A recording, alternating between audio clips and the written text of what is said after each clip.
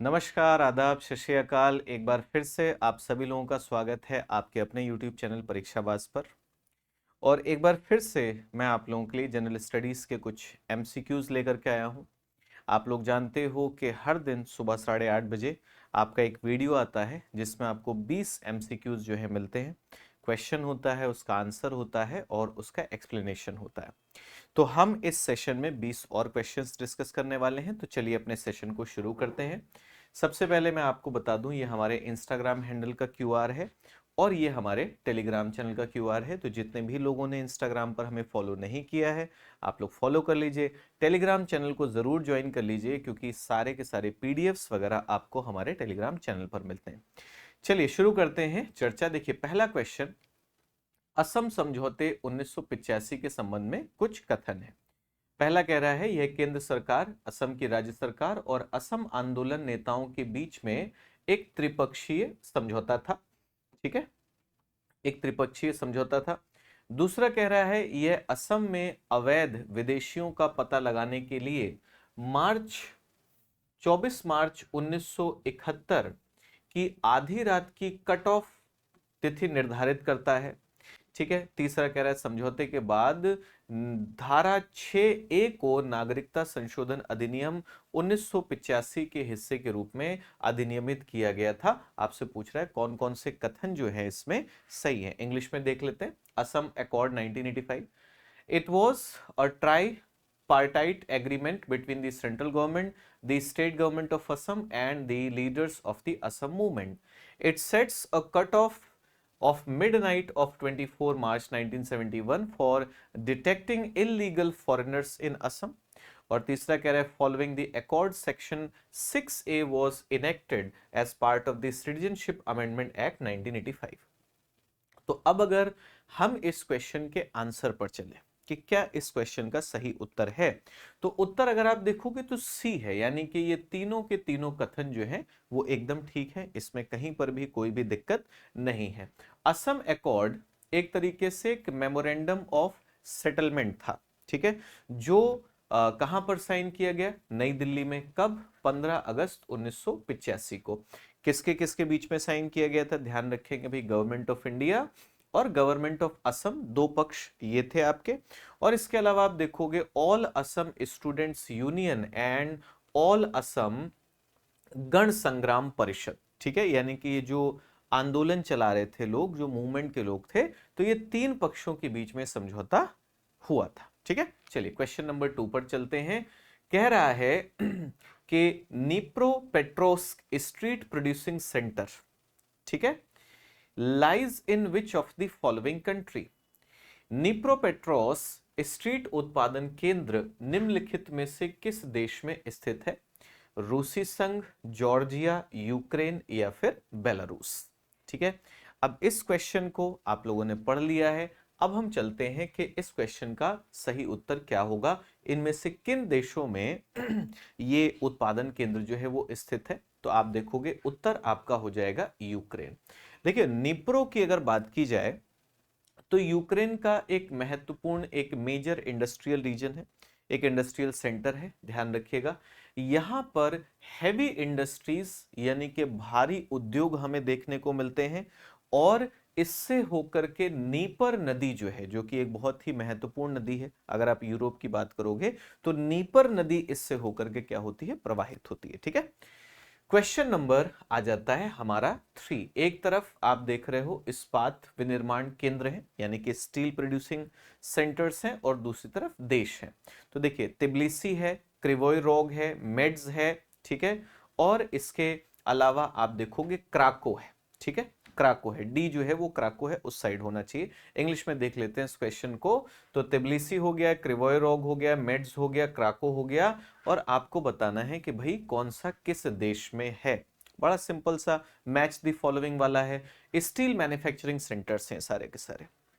अगर हम इस क्वेश्चन के उत्तर पर चले कि सही आंसर क्या होगा, तो आपको याद रखना है तिब्लिसी जो है वो जॉर्जिया में है, क्रिवोई रोग यूक्रेन में मिलेगा, मेड्स आपको फ्रांस में मिलेगा, और क्राको की बात करोगे तो पोलैंड में मिलेगा। यानी कि सारे के सारे एकदम करेक्टली मैच्ड हैं, इसमें कहीं पर भी कोई दिक्कत वाली बात नहीं है। ठीक है, तो आंसर आपका क्या हो जाएगा, बी हो जाएगा। ध्यान रखिएगा, B is the correct answer. Okay, question number 4 पर आते हैं।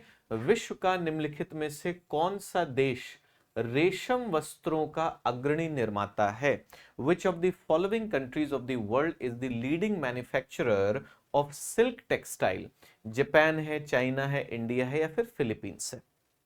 ठीक है, तो भाई रेशम वस्त्रों की बात की जा रही है, यहां पर सिल्क टेक्सटाइल्स की बात की जा रही है कि कौन अग्रणी है। तो उत्तर अगर आप देखोगे, उत्तर आपका हो जाएगा चाइना। चाइना में ये ध्यान रखिएगा कि अगर ग्लोबल लेवल पर प्रोडक्शन की बात की जाए, वैश्विक स्तर पर उत्पादन की बात की जाए सिल्क प्रोडक्शन में, तो कच्चे रेशम के उत्पादन में चीन की भागीदारी लगभग 75% की है। यानी कि पूरी दुनिया में जितना भी रेशम का उत्पादन होता है उसमें 75% प्रोडक्शन कहां से आता है, चाइना से आता है।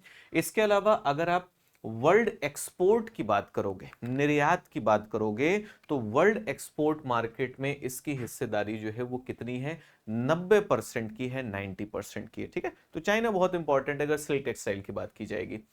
अगले क्वेश्चन पर आते हैं। देखिए, एसर्शन रीजन का क्वेश्चन है।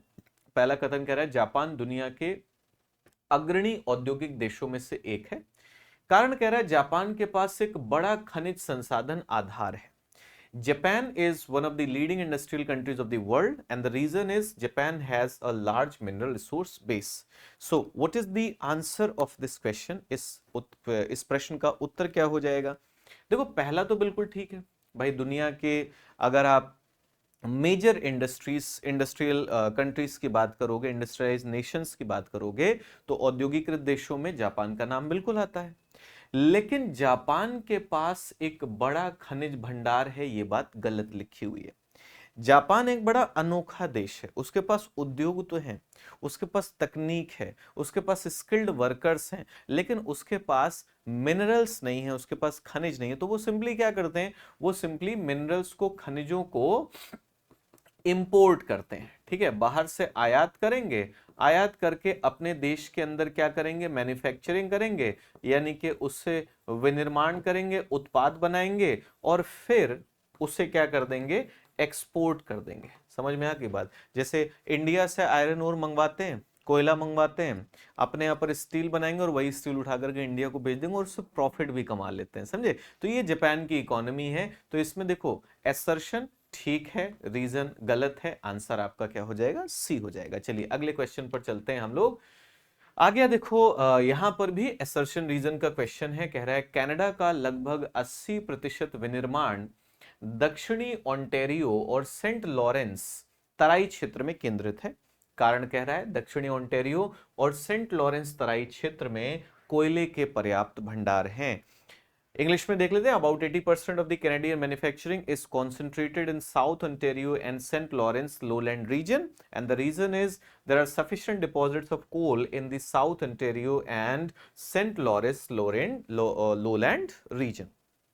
क्या लगता है कि क्या दोनों के दोनों ठीक हैं? क्या करेक्ट एक्सप्लेनेशन है या नहीं है? तो इसमें आप लोग ध्यान रखोगे कि जो कथन है वो भी ठीक है। 80% जो मैन्युफैक्चरिंग होती है कनाडा में, वो जो साउथ ओंटारियो है और सेंट लॉरेंस रिवर के आसपास का जो रीजन है वहीं पर होती है। क्यों होती है? क्योंकि इस रीजन में अगर आप देखोगे तो कोयले के अच्छे खासे भंडार जो हैं वो देखने को मिलते हैं। और कोल हम सब लोग जानते हैं कि इंडस्ट्रीज के लिए, उद्योगों के लिए एक बहुत ही इंपॉर्टेंट, आप कह सकते हो, इनपुट है, एक रॉ मटेरियल है। ठीक है, तो इसमें ए भी ठीक है, आर भी ठीक है, एक्सप्लेनेशन भी है, व्याख्या भी है। तो उत्तर आपका क्या हो जाएगा, ए हो जाएगा। चलिए क्वेश्चन नंबर चलते हैं 7 पर। क्वेश्चन नंबर 7 में यहां पर देखिए दो कथन है, आपको बताना है कि इनमें से कौन सा सही है। उत्तरी अटलांटिक महासागर मार्ग दुनिया का सबसे व्यस्त मार्ग है।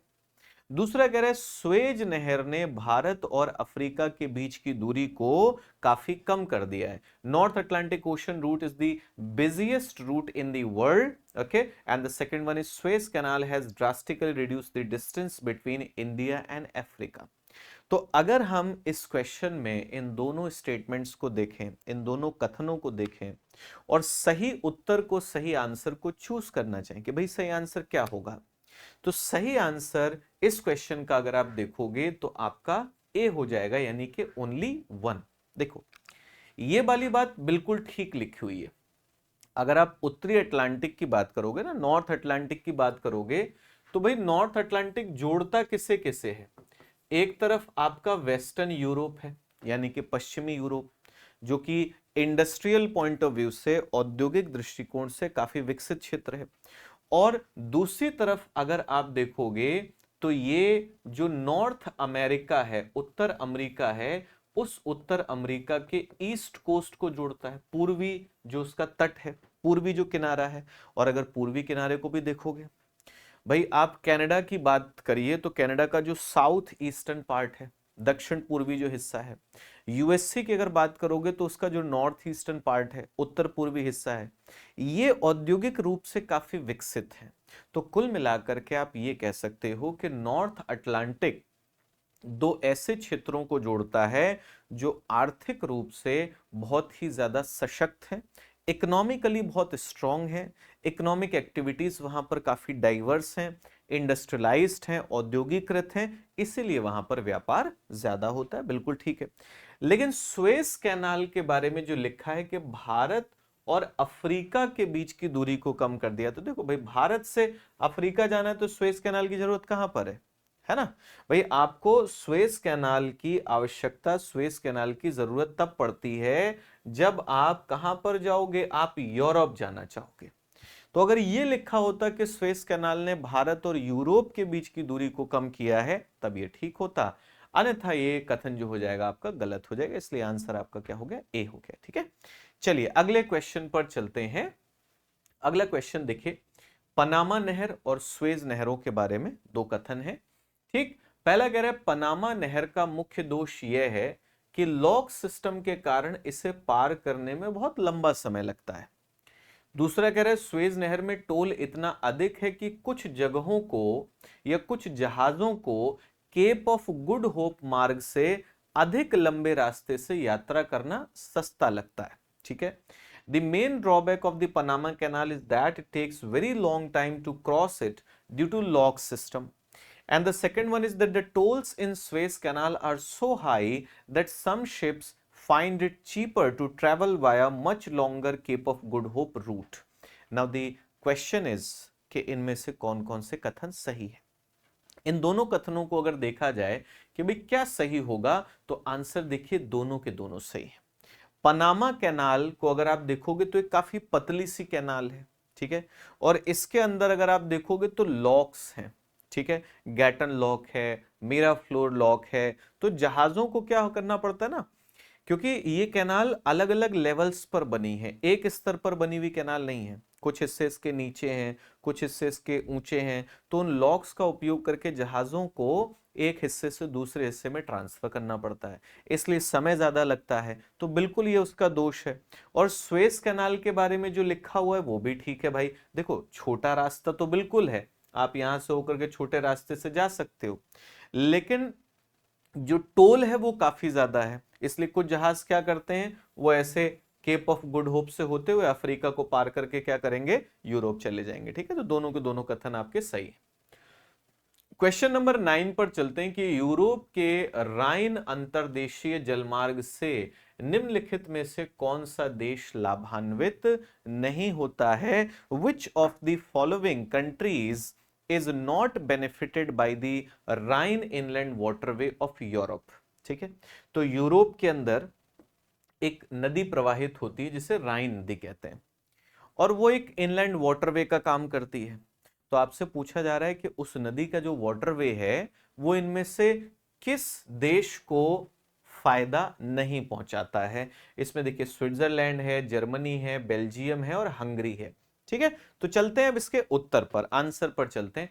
आंसर देखोगे तो हंगरी एक ऐसा देश है जो राइन जो इनलैंड वाटरवे है उससे उसको बेनिफिट नहीं होता, उसको लाभ नहीं होता। क्योंकि आप यहां पर अगर ध्यान से देखोगे भाई, राइन नदी जो है स्विट्जरलैंड से निकल रही है। फिर आप देखोगे स्विट्जरलैंड और जर्मनी की सीमा पर, जर्मनी और फ्रांस की सीमा, फिर जर्मनी के अंदर ये फ्लो करेगी और यहां से फ्लो करती हुई ये नीदरलैंड चली जाती है। ठीक, तो फायदा किससे होगा? जर्मनी को फायदा होगा, स्विट्जरलैंड को इससे फायदा होगा, फ्रांस को इससे फायदा हो जाएगा। आप लग्जमबर्ग को जोड़ सकते हो, बेल्जियम को जोड़ सकते हो, नीदरलैंड को जोड़ सकते हो, लेकिन हंगरी नहीं आता। हंगरी आप देखोगे तो ईस्टर्न यूरोप में है, तो उसका राइन रिवर सिस्टम से कोई लेना देना नहीं है, तो इसलिए आंसर क्या हो जाएगा? आपका आंसर हो जाएगा डी, यानी कि हंगरी। ठीक है, चलिए अगले सवाल पर चलते हैं। अगला क्वेश्चन हमारा आ गया कि ट्रांस कॉन्टिनेंटल स्टुअर्ट हाईवे, ठीक है, किसके बीच में है? डार्विन और मेलबर्न के बीच में, एडमंटन एंकरेज के बीच में, वैंकूवर सेंट जॉन सिटी के बीच में, या फिर चेंगडू और लहासा के बीच में? ठीक है, अब देखो, अगर आप ट्रांस कॉन्टिनेंटल स्टुअर्ट हाईवे की बात करते हो, ठीक है, तो सबसे पहली चीज तो यही आती है कि हमें यह पता हो ये है कहां पर, भाई किस देश में है। तो अगर इसकी बात करोगे तो ये आपको कहां पर मिलेगा? ये आपको मिलता है ऑस्ट्रेलिया के अंदर, है ना। एक तरीके से आप कह सकते हो ट्रांस कॉन्टिनेंटल हाईवे है, ट्रांस कॉन्टिनेंटल है, तो यहां पर आपको मेलबर्न मिल जाएगा। ठीक, अब मेलबर्न से आप चलते हुए जाओगे एलिस स्प्रिंग होते हुए, ये किसे जोड़ देगा? डार्विन को जोड़ देगा। ठीक है, डार्विन को जोड़ देगा। तो बिल्कुल डार्विन और मेलबर्न को जोड़ने वाला जो एक हाईवे है, ट्रांस कॉन्टिनेंटल हाईवे है, ठीक है, ऑस्ट्रेलिया का, उसे हम क्या कहते हैं? Transcontinental Stuart Highway. ध्यान रखिएगा, नाम याद रखिएगा, किसे किसे जोड़ता है वो आपके लिए इंपॉर्टेंट हो जाएगा। ठीक है, अगले सवाल पर चलते हैं। किस देश में रेलवे नेटवर्क का घनत्व सबसे अधिक है? Which country has the highest density of railway network? Highest density of railway network, Brazil, USA, Canada या फिर रशिया? ठीक है, अब इन चारों देशों में अगर देखा जाए कि भाई रेल नेटवर्क का जो घनत्व है, जो डेंसिटी है, वो सबसे ज्यादा किस देश के अंदर है, तो यहां पर आप देखोगे यूएस के अंदर लार्जेस्ट जो रेल नेटवर्क है वो आपको देखने को मिलता है in terms of operating length. ठीक है, टॉप 5 कंट्रीज अगर आप देखोगे तो नंबर 1 पर आपका यूएसए है, नंबर 2 पर चीन है, नंबर 3 पर रशिया आ जाएगा, नंबर 4 पर इंडिया है और नंबर 5 पर आपका कनाडा है। ठीक है, तो ये ध्यान रखेंगे, अगर कभी क्वेश्चन पूछा जाता है तो USA, China, Russia, India, Canada, ये 5 देश याद रखना है। आगे चलते हैं। बिग ट्रंक रूट गुजरता है, the big trunk route runs through, ठीक, मेडिटेरेनियन सी। पहला लिख रहा है भूमध्य सागर, हिंद महासागर, दूसरा उत्तरी अटलांटिक महासागर, तीसरा दक्षिण अटलांटिक महासागर और चौथा उत्तरी प्रशांत महासागर। अब ये है क्या? बिग ट्रंक रूट की अगर आप बात करोगे तो आप कह सकते हो कि ये एक बहुत ही इंपॉर्टेंट ट्रेड रूट है, यानी कि एक बहुत ही महत्वपूर्ण व्यापार मार्ग है। अब ये व्यापार मार्ग किसे किसे जोड़ता है? सबसे पहली चीज तो यही आ जाती है। तो ये व्यापार मार्ग जोड़ता है नॉर्थ अमेरिका को, उत्तर अमेरिका को किसके साथ? ये जोड़ता है उत्तर अमेरिका को वेस्टर्न यूरोप के साथ, यानी कि पश्चिमी यूरोप के साथ। अब अगर हमने कह दिया कि ये जो उत्तर अमेरिका महाद्वीप है उसे पश्चिमी यूरोप के साथ जोड़ रहा है, तो सीधी सी बात आपको समझ में आ जाएगी कि भाई ये उत्तरी अटलांटिक महासागर में होगा, northern part of Atlantic ocean में होगा। ठीक है, तो बिग ट्रंक रूट को याद रखिएगा, कभी आपसे पूछा जाए तो उत्तरी अटलांटिक महासागर का जो ट्रेड रूट है, जिसके बारे में अभी हम लोग बात कर रहे थे कि ये दुनिया का अगर आप देखोगे तो बिजिएस्ट ट्रेड रूट है, ठीक है, सबसे महत्वपूर्ण व्यापार मार्ग जो है उनमें से एक है, तो उसे हम बिग ट्रंक रूट कहते हैं। ओके, चलिए आगे बढ़ते हैं अगले क्वेश्चन पर। कह रहा है बिग इंच पाइपलाइन परिवहन करती है, the big inch pipeline transports what? Milk, LPG, water या फिर पेट्रोलियम? बिग इंच पाइपलाइन पर सवाल है कि किस चीज का परिवहन करती है। ठीक है, तो अब चलते हैं इस सवाल के आंसर पर और इसके एक्सप्लेनेशन पर। देखिए, इसका अगर आप आंसर देखोगे, so the answer is D, यानी कि पेट्रोलियम का ट्रांसपोर्टेशन करती है, पेट्रोलियम का परिवहन करती है। अब बात यह है कि दो पाइपलाइंस हैं, एक जिसको कहते हैं द बिग इंच और दूसरी जिसे कहते हैं लिटिल बिग इंच। ठीक, इन दोनों पाइपलाइंस को द इंच पाइपलाइंस के नाम से जाना जाता है और ये पाइपलाइंस पेट्रोलियम पाइपलाइंस हैं। पेट्रोलियम को ट्रांसपोर्ट करने के लिए बनाई गई। कहां से कहां तक? तो टेक्सास से शुरू होकर के कहां तक जाती हैं? न्यू जर्सी, यानी कि यूएसए के अंदर है। ठीक है, कब से कब तक बनाई गई थी? 1942 से 1944 के बीच में बनाई गई थी। 1942 से 1944 के बीच में बनाई गई थी।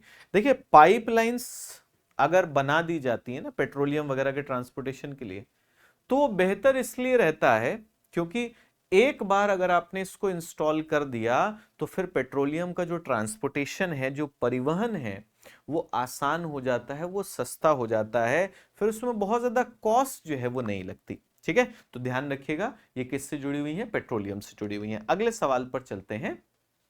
अगला सवाल कह रहा है बैक लीज प्रक्रिया के बारे में निम्नलिखित में से कौन सा कथन सही है? बैक लीज, पहला कह रहा है यह एक ऐसी प्रक्रिया है जिसमें सरकार द्वारा अधिग्रहित भूमि अस्थायी आधार पर किसानों को वापस कर दी जाती है।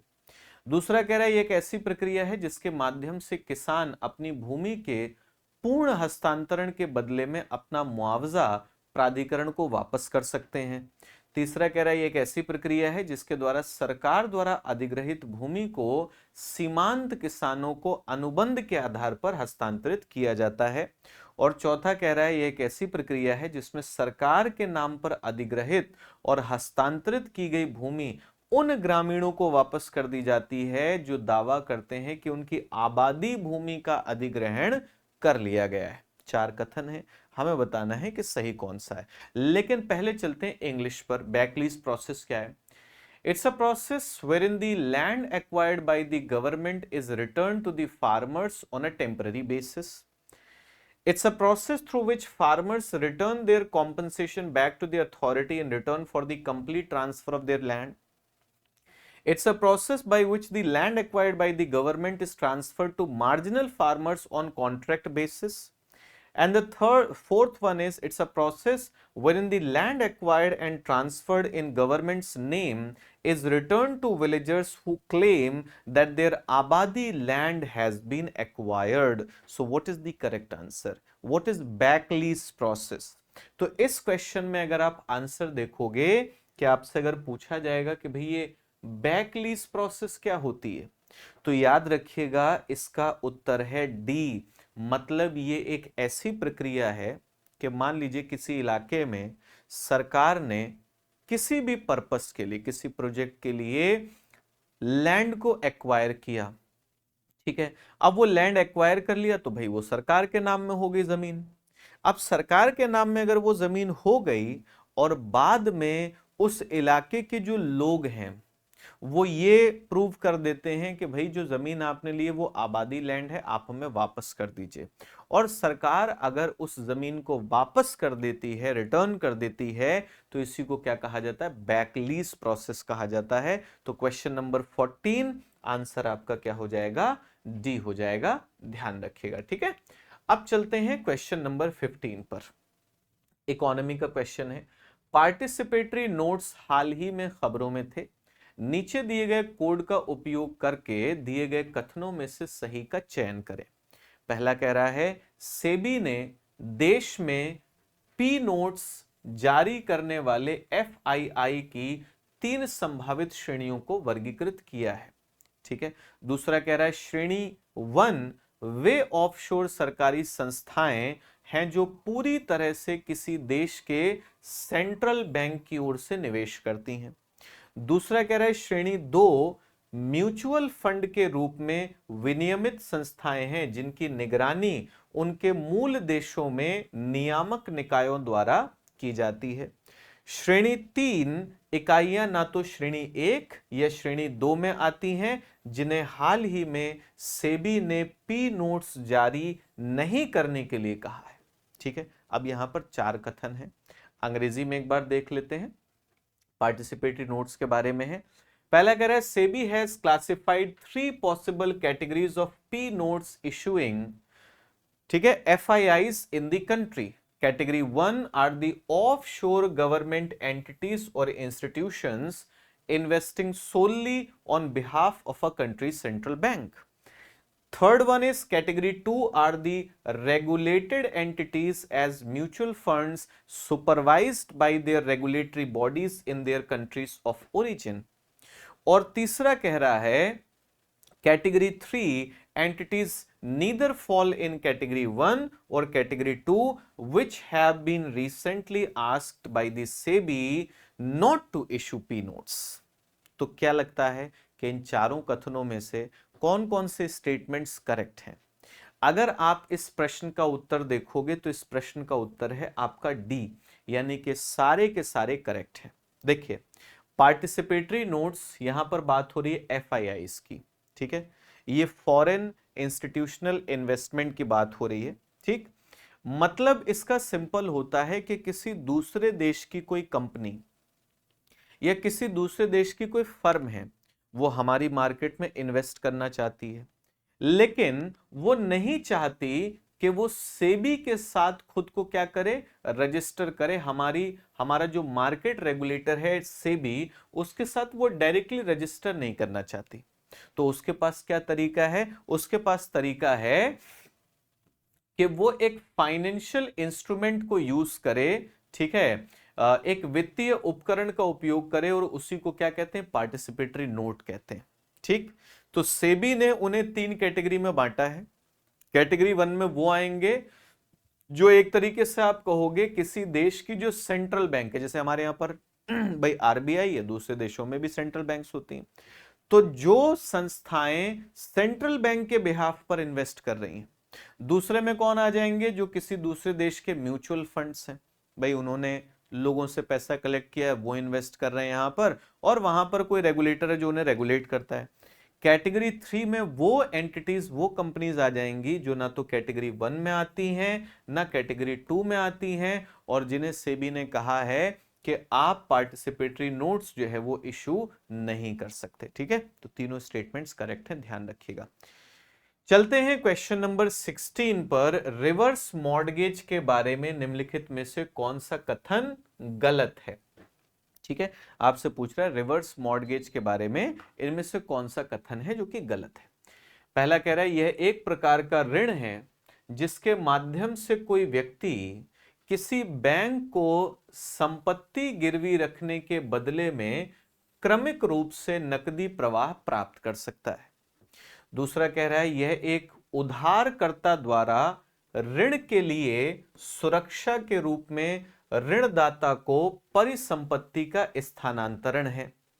तीसरा कह रहा है यह योजना संयुक्त राज्य अमेरिका में शुरू हुई। और चौथा कह रहा है RBI द्वारा निर्धारित पात्रता मानदंड में कहा गया है कि इस बंधक का लाभ उठाने के लिए व्यक्ति की आयु 60 वर्ष से अधिक होनी चाहिए और उसके पास अपना घर होना चाहिए। ठीक है, which one of the following statement is incorrect about reverse mortgage? ठीक है, incorrect about reverse mortgage. It's a kind of loan through which one can get cash flow serially in return for pledging a property to a bank. दूसरा कह रहा है it is the conveyance of an asset by a borrower to a lender as security for a loan. Third कह रहा है this scheme originated in the USA, यानी कि USA में शुरू हुई थी। The eligibility criteria set by the RBI states that the person should be above the age of 60 years and own a home to avail this mortgage. कौन से कथन सही है रिवर्स मॉर्गेज के बारे में? आप लोगों ने अपना आंसर सोच लिया होगा। अब चलते हैं इस क्वेश्चन के करेक्ट आंसर पर। तो देखिए, इसमें A, C और D ये सारे के सारे सही हैं, केवल B जो है आपका गलत है। अगर आप देखोगे भारत में, US में ओरिजिनेट हुई थी, बिल्कुल ठीक है। इंडिया में अगर आप देखोगे तो 2007 में इस स्कीम को क्या किया गया, इंप्लीमेंट किया गया। इसका ऑब्जेक्टिव क्या है, इसका ऑब्जेक्टिव है कि जो सीनियर सिटीजन्स हैं जिनके पास अपना घर है उन्हें फाइनेंशियल सिक्योरिटी देना। ठीक है, अब इसमें होता क्या है कि ये जो है वो नॉर्मल जो मॉर्गेज होती है उसके ऑपोजिट काम करता है। ठीक है, अब इसमें होगा क्या कि जो बेनिफिशियरी है ये बैंक से क्या लेता है, लोन लेता है, एक लमसम लोन लेगा और भाई मंथली जो इक्वल मंथली इंस्टॉलमेंट्स होती हैं उसमें पैसा पे करेगा। अगर बेनिफिशियरी जो है वो अपने ड्यूज जो है वो पूरे ना कर पाए, भाई एज 60 प्लस है, अब अगर मान लीजिए कि डेथ हो गई और वो अपने ड्यूज पूरे नहीं कर पाया तो घर जो है वो मॉर्गेज है। ऐसी स्थिति में उनके जो किन्स होंगे यानी कि आप कहोगे कि उनके जो रिश्तेदार होंगे वो शेष राशि चुका सकते हैं और जो घर होगा उसको अपने नाम पर ट्रांसफर करा सकते हैं। ठीक है, तो ये चीज है इसमें। ठीक, क्वेश्चन नंबर 16। चलिए क्वेश्चन नंबर 17 पर आते हैं। समावेशी विकास के विचार के बारे में निम्नलिखित कथनों पर विचार करें। पहला कथन क्या कह रहा है, समावेशी विकास का विचार 11वीं योजना के साथ योजना के क्षेत्र में प्रवेश किया। दूसरा कह रहा है यह न केवल आर्थिक बल्कि सामाजिक समावेशन के बारे में भी है। तीसरा कह रहा है एससी, एसटी, ओबीसी, अल्पसंख्यकों और महिलाओं को शामिल करना इसका मुख्य विचार है। और चौथा कह रहा है आर्थिक सुधारों में तीसरी पीढ़ी समावेशी विकास के विचार के समानांतर चलती है। कौन कौन से सही है, अंग्रेजी में देखते हैं पहले। इंक्लूसिव ग्रोथ के बारे में है, the idea of inclusive growth entered into the domain of planning with the 11th plan. दूसरा कह रहा है this is not only about economic but social inclusion too, including SCs, STs, OBCs, minorities and women is the main idea. And the last one is third generation of economic reforms runs parallel to the idea of inclusive growth. तो अब इसमें बात आई कि भाई इसमें कौन कौन सी चीजें आपकी ठीक हैं, कौन कौन से स्टेटमेंट्स इसमें करेक्ट हैं। आंसर पर चलते हैं। आंसर अगर आप देखोगे तो डी है, यानी कि सारे के सारे स्टेटमेंट्स इसमें एकदम करेक्ट है। ठीक है, बिल्कुल ठीक है। तो जितने भी स्टेटमेंट्स हैं इनको याद रखिएगा। मतलब इंक्लूसिव ग्रोथ का जो आइडिया है वो 11th प्लान से आता है। इंक्लूसिव ग्रोथ में सिर्फ इकोनॉमिक ग्रोथ की बात नहीं होती है बल्कि सोशल इंक्लूजन की बात होती है। मतलब ऐसा नहीं कि सिर्फ इकोनॉमिक इंक्लूजन की बात हो रही, सोशल इंक्लूजन की बात हो रही है। इसमें SC, STs, OBC, minority, women, इन सबको इंक्लूड करने की बात हो रही है। और एक चीज इसमें आ जाती है कि सरकार ने 2001 में दूसरी और तीसरी पीढ़ी के जो आर्थिक सुधार हैं, ठीक है, उनको आगे बढ़ाया था। सेकंड जनरेशन रिफॉर्म्स जो हैं, थर्ड जनरेशन रिफॉर्म्स जो हैं, उनको आगे बढ़ाया था।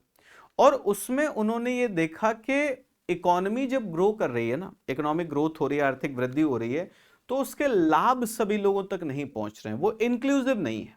तो इसीलिए ये इंक्लूसिव ग्रोथ की बात जो है वो शुरू की गई थी। ठीक है, चलिए क्वेश्चन नंबर 18 पर आते हैं।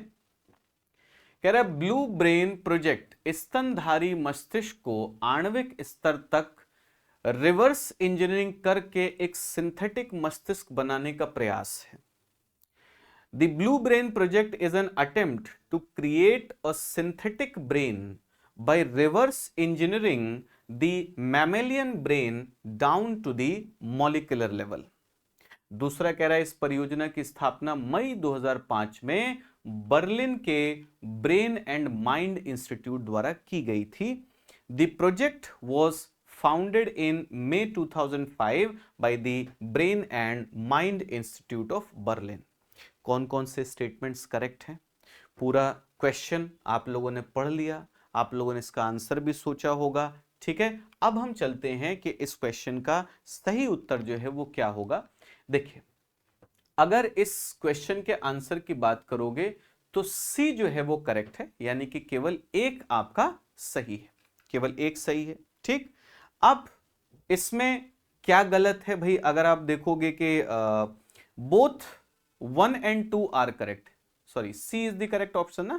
So only one is correct and second statement is wrong. तो अब देखते हैं कि इसका एक्सप्लेनेशन क्या है। देखो, ब्लू ब्रेन जो प्रोजेक्ट है ये मई 2005 में, ठीक है, शुरू किया गया। किसने शुरू किया? Brain and mind institute of Ecole Polytechnique Federale de Lausanne, Switzerland, Switzerland का है ये, ठीक है। Is to study the brain's architecture and functional analysis, यानी कि हमारे मस्तिष्क की जो बनावट होती है, उसका जो काम करने का तरीका है, उसको एनालाइज करने के लिए है, ठीक है।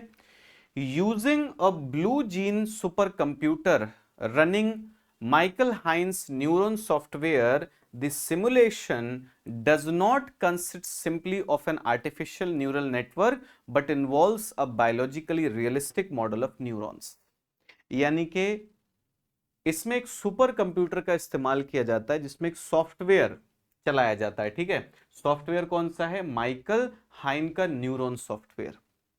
अब इससे होता क्या है?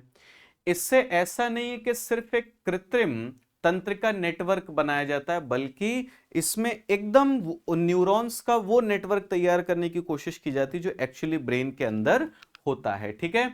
तो अब इसमें देखो बात आ गई कि बर्लिन यहां पर बोला जा रहा है ना, बर्लिन कहां पर है? जर्मनी में है। ये कहां पर शुरू किया गया? स्विट्जरलैंड में शुरू किया गया है। तो इसलिए दूसरा स्टेटमेंट आपका गलत हो जाएगा, पहला स्टेटमेंट आपका एकदम करेक्ट है, ठीक है। चलिए क्वेश्चन नंबर 19 पर आते हैं। मेमरिस्टर के बारे में निम्नलिखित में से कौन सा कथन सही है? Which of the following statement is correct about memristor, ठीक है। यह किसी व्यक्ति की याददाश्त क्षमता को बढ़ाने वाली दवा है। Okay, it's a drug to enhance the memory capacity of an individual. यह एक निष्क्रिय दो टर्मिनल विद्युत घटक है जिसमें विद्युत आवेश और चुंबकीय फ्लक्स लिंकेज के बीच एक कार्यात्मक संबंध होता है। It's a passive two-way terminal electrical component in which there is a functional relationship between the electric charge and magnetic flux linkage। तीसरा कह रहा है ये हवाई अड्डे पर उपयोग किया जाने वाला एक पहचान उपकरण है। It's a recognition equipment used eight airport. और चौथा कह रहा है यह हाल ही में विकसित दुनिया का सबसे छोटा ट्रांजिस्टर है। It is the world's smallest transistor developed recently. Correct answer अगर आप देखोगे तो करेक्ट आंसर इस क्वेश्चन में आपका बी हो जाएगा, ठीक है। अगर एक्सप्लेनेशन पर चलें तो मेमरिस्टर जो है वो एक passive two terminal electrical component होता है, ठीक है। अब इसमें अगर आप देखोगे तो एक फंक्शनल रिलेशनशिप देखने को मिलता है किसके बीच में? इलेक्ट्रिक चार्ज और मैग्नेटिक फ्लक्स के बीच में। और होता यह है कि जब इससे होकर के करंट फ्लो करेगा, किसी एक डायरेक्शन में जब करंट फ्लो करेगा तो उस टाइम पर जो इलेक्ट्रिकल रेजिस्टेंस है वो बढ़ती है। मतलब अगर करंट फ्लो करा रहे हो आप एक डायरेक्शन में तो जो रेजिस्टेंस है, आप कहोगे जो विद्युत प्रतिरोध है वो क्या हो जाता है? बढ़ जाता है। लेकिन जब विपरीत दिशा में आप कराएंगे तो प्रतिरोध क्या हो जाएगा? घट जाएगा। और जब करंट बंद हो जाएगा तो उस टाइम पर ये कंपोनेंट जो है वो लास्ट रेजिस्टेंस को क्या करता है? होल्ड करता है। मतलब अंतिम, जैसे मान लीजिए जब आपने बंद किया तो उस टाइम पर जो रेजिस्टेंस होगी उसे क्या करेगा? होल्ड करेगा, ठीक है। तो एक इक्विपमेंट है, एक यंत्र है। चलते हैं लास्ट क्वेश्चन पर। क्वांटम डॉट से संबंधित निम्नलिखित कथनों पर विचार करें। पहला कह रहा है क्वांटम डॉट्स अर्धचालक हैं जिनकी इलेक्ट्रॉनिक विशेषताएं व्यक्तिगत क्रिस्टल के आकार और आकार से निकटता से संबंधित होती हैं। Quantum dots are the semiconductors whose electronic characteristics are closely related to the size and the shape of individual crystals, यानी कि आकार और आकृति से, ठीक है। दूसरा कह रहा है यदि क्रिस्टल का आकार छोटा होता है तो बिंदु को उत्तेजित करने के लिए कम ऊर्जा की आवश्यकता होती है। If the size of crystal is smaller less energy is needed to excite the dot. अब पूछ रहा है कि इसमें से कौन सा सही आपका हो जाएगा, ठीक है। आप लोगों ने इस क्वेश्चन का आंसर सोचा होगा, अटेम्प्ट किया होगा। अब चलते हैं कि इसका सही उत्तर क्या है। सही उत्तर अगर आप देखोगे तो सी है, यानी कि केवल एक सही है। इसका मतलब यह हुआ कि जो पहला लिखा है क्वांटम डॉट्स क्या होते हैं? सेमीकंडक्टर्स होते हैं। अर्धचालक होते हैं, ठीक है। और इनके इलेक्ट्रॉनिक कैरेक्टरिस्टिक्स देखोगे, इनकी जो इलेक्ट्रॉनिक विशेषताएं होती हैं वो किससे जुड़ी हुई होती हैं कि इनके अंदर जिन क्रिस्टल्स का प्रयोग किया जा रहा है उन क्रिस्टल्स का साइज यानी कि उनका आकार कैसा है, उनकी शेप यानी कि उनकी आकृति कैसी है, इस चीज को ध्यान रखेंगे। दूसरा जो स्टेटमेंट है वो गलत है। क्यों गलत है, ध्यान रखिएगा, क्योंकि इसमें देखो एक चीज है, generally smaller the size of the crystal the larger the band gap. Crystal जितना छोटा होता है बैंड गैप उतनी ज्यादा होती है। And the greater the difference in energy between the highest valence bond and the lowest conduction bond band, ठीक है। तो ये जो एनर्जी डिफरेंस होता है वो उतना ही ज्यादा होता है, और इसीलिए क्रिस्टल जितना छोटा होगा उतनी ज्यादा एनर्जी आपको जरूरत होगी, उतनी ज्यादा एनर्जी रिक्वायर्ड होगी कि आप क्वांटम डॉट को क्या कर पाए, एक्साइट कर पाए। तो इसलिए यहां पर जो लिखा हुआ है ना, if the size of the crystal is smaller less energy is needed to excite the dot, ये गलत है। If the size of the crystal is smaller more energy, okay, more energy is needed to excite the dot. So the correct answer of this question is C, ठीक है। तो ये हम लोगों ने पूरे के पूरे 20 क्वेश्चंस जो है अपने देख लिए, पढ़ लिए। अब एक चीज आपको बता दूं कि इस टाइम पर आप लोगों का शाम को 8 बजे, ठीक है, ज्योग्राफी की क्लास चल रही है। ये हमारा एक फाउंडेशन कोर्स है, इस फाउंडेशन कोर्स में आपकी ज्योग्राफी क्लास चल रही है। ये ज्योग्राफी क्लास आप देखोगे, आप किसी भी स्टेट पीएससी की तैयारी कर रहे हो, ठीक है, या फिर आप यूपीएससी की तैयारी कर रहे हैं, आप ये क्लास ज्वाइन करिए। शाम को 8 बजे ये क्लास आती है, ठीक है। इसमें पूरा आपको ज्योग्राफी जो है वो कंप्लीट कराया जाएगा, चाहे वो फिजिकल हो, ह्यूमन हो, इकोनॉमिक हो, वर्ल्ड ज्योग्राफी हो, इंडियन ज्योग्राफी हो, ठीक है। सारी चीजें हम लोग इसमें पढ़ेंगे, ठीक। तो शाम को 8 बजे क्लास आती है, जरूर इसे ज्वाइन किया करिए आप लोग। लास्ट में एक बार फिर से आप लोगों को बता दूं कि ये हमारे इंस्टाग्राम हैंडल का क्यूआर है, जितने लोगों ने फॉलो नहीं किया है फॉलो कर लीजिए। और ये हमारे टेलीग्राम चैनल का क्यूआर है, टेलीग्राम चैनल को जरूर ज्वाइन कर लीजिएगा, क्योंकि सारे के सारे लिंक्स जो होते हैं, क्वेश्चंस हैं, पीडीएफ्स हैं, इंफॉर्मेशन क्लासेस से रिलेटेड सब कुछ आपको कहां पर मिलता है, हमारे टेलीग्राम चैनल पर मिलता है। अंत में अगर आप लोगों को ये सेशन अच्छा लगा हो, ठीक है, क्वेश्चंस आपको अच्छे लगे हो, तो इसे लाइक शेयर जरूर करिएगा। कमेंट सेक्शन में अपनी फीडबैक जरूर दीजिएगा। जितने भी लोगों ने अभी तक चैनल को सब्सक्राइब नहीं किया है, सब्सक्राइब कर लीजिए। अब आप लोगों से मुलाकात होगी नेक्स्ट सेशन में। Till then bye bye, take care, thank you so much everyone. जय भारत, जय हिंद।